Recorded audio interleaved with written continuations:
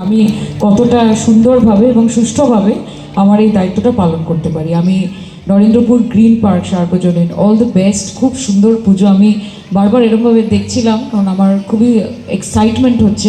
আমি ভেতরে ঢুকে দেখতে চাই যে কীরকম কারুকার্য হয়েছে, মণ্ডপসজ্জা কেমন হয়েছে। আপনাদেরও পুজো খুব ভালো কাটুক। ফিরদৌসিদি ঠিক বলেছে, বিগত দুদিন ধরে আমাদের মন একটুখানি ভারাক্রান্ত। তার কারণ যখনই সন্ধ্যাবেলা বেরোচ্ছি এত ঝমঝম করে বৃষ্টি পড়ছে এবং রাস্তাঘাটে এত মানুষ, এত স্টল, এত ভেন্ডার, তাদের মুখগুলো সব ছোটো হয়ে যাচ্ছে যে বিক্রিটা কি তাহলে এবার হবে না, বিক্রিটা কি তাহলে কমে গেল। আমাদের সবাইকে বুঝতে হবে যে পুজো যেমন আমাদের, তার থেকে অনেক বেশি পুজো হচ্ছে সেই মানুষগুলো যারা সারা বছর এই 5-7টা দিনের দিকে তাকিয়ে থাকে যাতে গোটা বছরটা তাদের ভালো কাটে।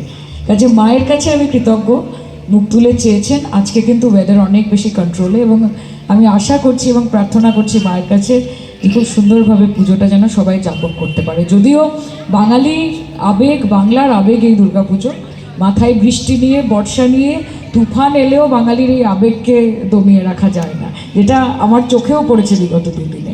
আপনারা পুজো খুব সুন্দরভাবে কাটাবেন। বিশ্বজিৎ দাকে অনেক ধন্যবাদ, আমার খুব ভালো লাগলো। আমি আশা করছি বছর বছর আজকে যেরকম ফিরদৌসিদি এবং নজরুলদা আমাকে বলে না হাতে করে হাত ধরে ঘোরানো, সোনারপুর উত্তরে আমাকে হাত ধরে ঘোরাচ্ছে, তন্ময়দা রয়েছে, অরূপদা রয়েছে, আমরা প্রত্যেকে যেরকম কলিগ কাজের জায়গা থেকে ঠিক সেরকমভাবেই প্রত্যেকে দাদা খুব স্নেহ করেন এবং অনেকক্ষণ ধরে অপেক্ষা করছেন। তাই আপনাদেরকেও আর বেশিক্ষণ will not keep you waiting, শুধু এইটুকুই বলার, ভীষণ সুন্দর লাগছে সবাই।